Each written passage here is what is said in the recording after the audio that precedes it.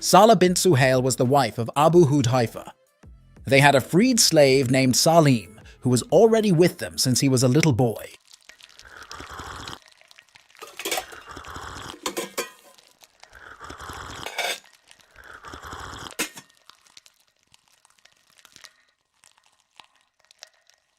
Since Salim was a grown-up now, Abu Hudhaifa started to feel uneasy when Salim entered their house to meet his wife.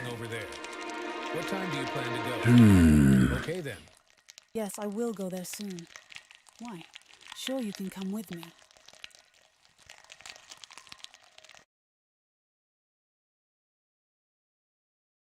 What's going on? Why you act like that? Well, it's just not right for you to be alone with an adult man. He is Salim. We know him since he was little. I know. Am I wrong to feel this way? I just don't know.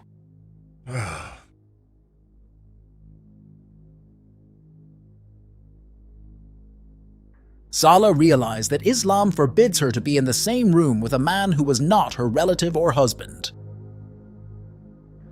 I better ask Rasulullah about this problem. Soon after that, Salah went to Rasulullah's mosque.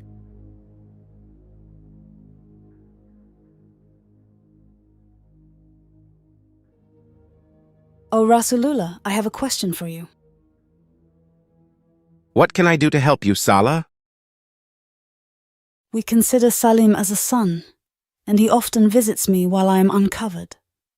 We only have one room, so what do you think about the situation? Suckle him 10 times. After that, he will be your mahram by it, and then he can visit you freely. Suckle him? Are you okay, sir? How can I suckle him as he is a grown-up man? I already know that he is a young man. Salah had never heard such incredibly odd advice from anyone, let alone from someone claiming to be the prophet of God. Feeling confused, Salah returned home. Is it worth my time to meet him? His directive seems absurd, but then again, he is considered the messenger of Allah Almighty, isn't he? Salah told her husband about Prophet Muhammad's command.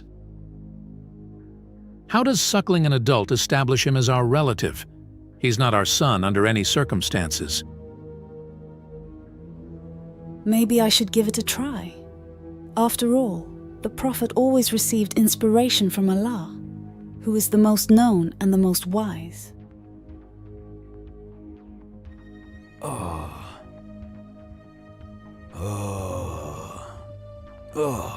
When Salim entered the house, Salah shared Rasulullah's advice with him. Salim, Rasulullah advised you to suckle my breast 10 times so you can be our relative. Really? How can that be? Yes, that's what he said, if you want to be our mahram, our relative. Oh, okay. Whatever Rasulullah said, ma'am.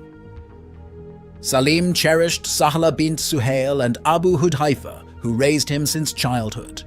He decided to obey them as a sign of respect to this couple and to remain an integral part of their lives. It is plausible that Salah may have utilized herbs or medications to enhance her milk production. According to the consensus of many Muslim scholars, women have the potential to produce breast milk independent of pregnancy or childbirth through the use of substances that stimulate lactation. They assert that even a virgin who has never experienced marriage can induce lactation through such stimulation. This perspective is supported by scholars such as Malik, Ash-Shafi'i, and Abu Hanifa, and is considered more valid by Hanbali scholars like Al-Mardawi and Ibn Qudama.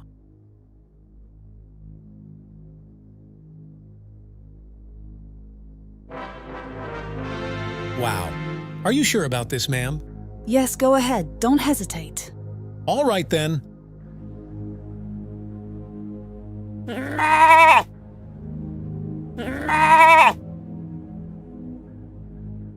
It was probable that Abu Hudhaifa was not present at home to witness the breastfeeding process. He might have been outside the house, feeling perplexed about what was transpiring between his wife and Salim.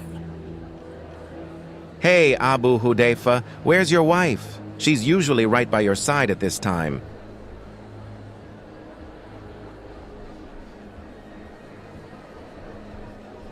Not in the mood for talking, huh? How about a cup of fresh milk to cheer you up? Hey, Abu Anwar, we need more milk here. Have you finished milking the cow? Working hard here, sir. Almost done.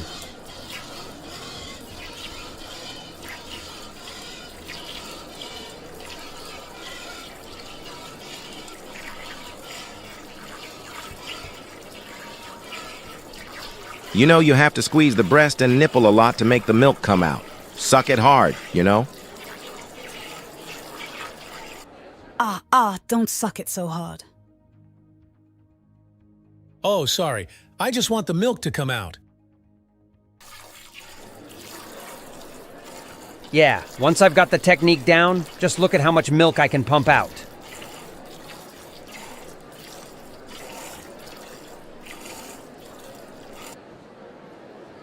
Here is the milk, sir. That's great!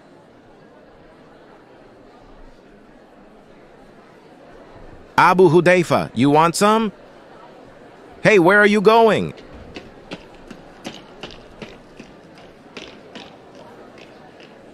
Did I say something bad? Why he suddenly left? Yeah, wonder why. Our milk is not that bad. Remember, Salim, Rasulullah said we had to do this 10 times.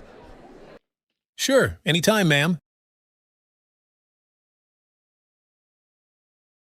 According to Hadith Sahih Muslim, after the breastfeeding process was completed, Abu Hudhaifa considered Salim as his relative. However, these accounts do not provide insight into how a husband would be comfortable with a grown man suckling his wife's breast multiple times. You are our mahram now. I certainly feel that way, ma'am. I guess I should welcome you to the family.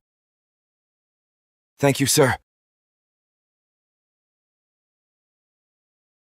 It works. By Allah, I did not see any sign of disgust in my husband's face.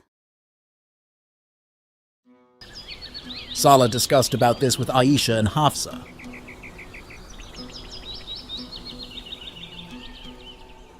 After I breastfed Salim, I saw him as my foster son.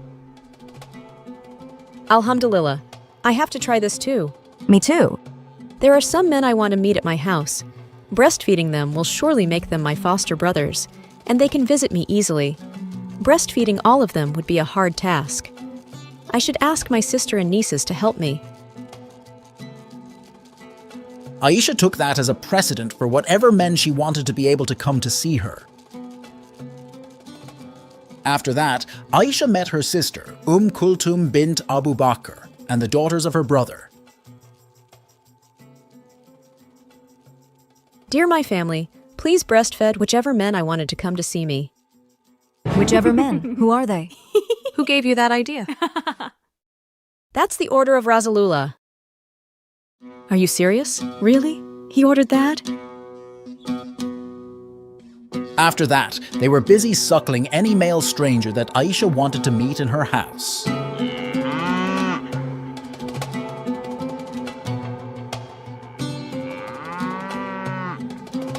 Hafsa also have the same understanding and intention.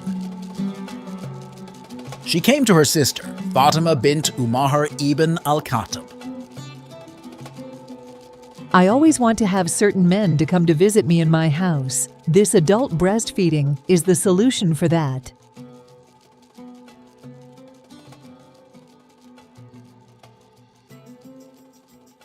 Sister, please breastfeed Asim ibn Abdullah ibn Saad so he can become our mahram.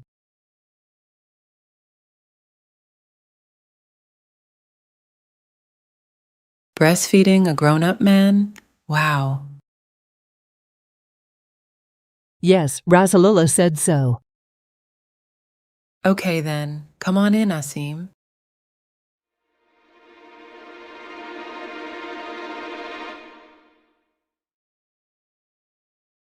Once the suckling is done, he would be my foster brother, and he can visit me in my house. Aisha also took the initiative to breastfeed certain men, thereby granting them access to her.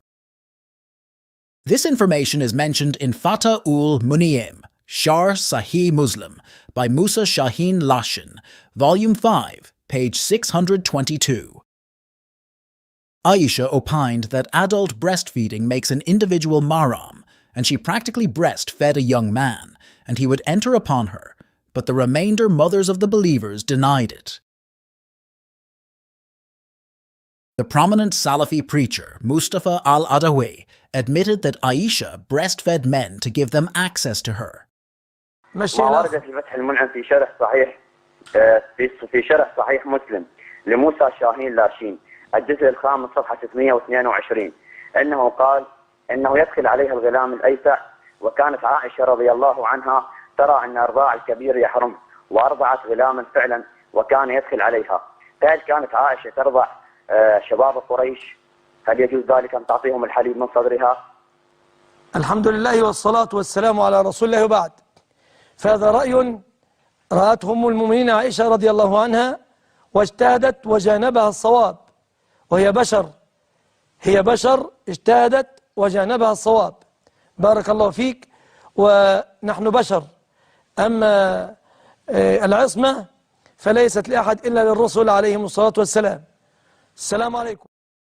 Also in Tafsir al-Tahrir wa al-Tanwir by Ibn Ashur, Volume 4, page 297. This is the Quran tafsir of Surah An-Nisa, verse 23. If Aisha, the mother of the believers, wished for a man to enter her presence, she would do so by breastfeeding him with the approval of Prophet Muhammad. During that period, the directive of adult breastfeeding was outlined in the Quran. This breastfeeding will solve the problem where an unmarried man and woman need to be alone together for some reason. By having the woman breastfeed the man 10 times, they become legally related as if she were his foster mother. This will prevent the temptation of engaging in sexual relations between them. While the Quran is considered eternal, Allah could easily change His mind for no apparent reason. In this case, it's believed that Allah later revised the requirement from 10 sucklings to 5, deeming it sufficient. Sahih Muslim 3422. Amra reported that she heard Aisha discussing fosterage, which makes marriage unlawful, and Aisha said, There was revealed in the Holy Quran 10 clear sucklings, and then 5 clear sucklings. Sahih Muslim 3421. Aisha reported that it had been revealed in the Holy Quran that 10 clear sucklings make the marriage unlawful. Then it was abrogated by 5 sucklings, and Allah's apostle died, and it was before that time found in the Holy Quran and recited by the Muslims. But these verses aren't in the Quran we have today. So what happened to them? Aisha tells us what happened to the first verse.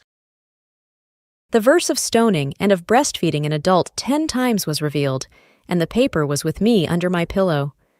When the Messenger of Allah died, we were preoccupied with his death, and a tame sheep came in and ate it. Either breastfeeding an adult 10 times and 5 times are not in the Quran today, so we can only conclude that both verses on breastfeeding adults were eaten by Aisha's sheep.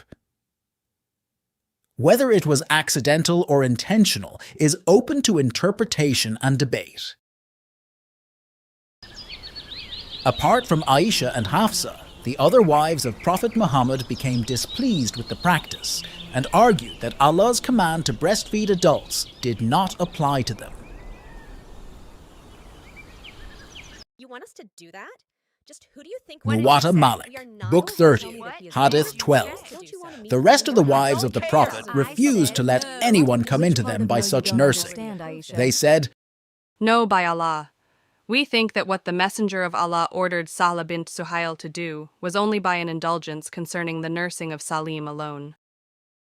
No, by Allah, no one will come in upon us by such nursing. It's obvious that Prophet Muhammad's wives found the practice of grown women breastfeeding grown men to avoid sexual tension to be troublesome and nonsensical. Even though the breastfeeding verses are no longer in the Quran, some Islamic scholars maintain that the practice is still commanded by Allah, even in modern times, despite the verses having been eaten by a goat.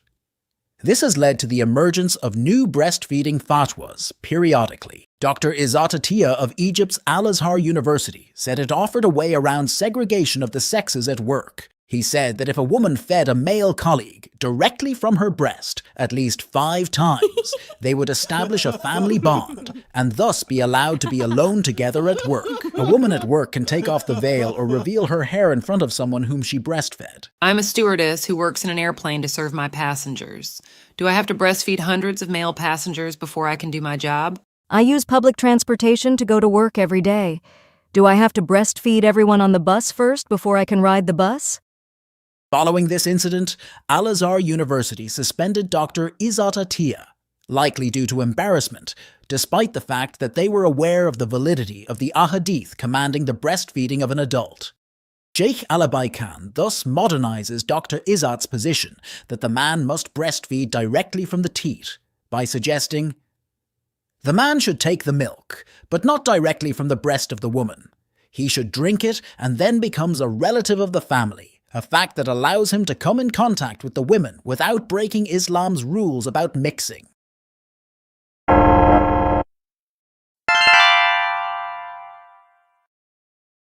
We don't need this useless Sharia law in our life. Sharia's main target is always women. In one instance, she is required to conceal her body, in another to expose it or to unabashedly pump milk from it, without any right to voice her opinion or interfere in issues that concern her body and personal needs. Romance with a boyfriend is forbidden. Looking at a man is a sin. Expressions of love are contemptible, but as for breastfeeding adults, that is permissible, halal, and encouraged. The fact that Prophet Muhammad would command a woman to nurse a man is shameful and disgusting to say the least. Isn't it obvious that he is a misogynist?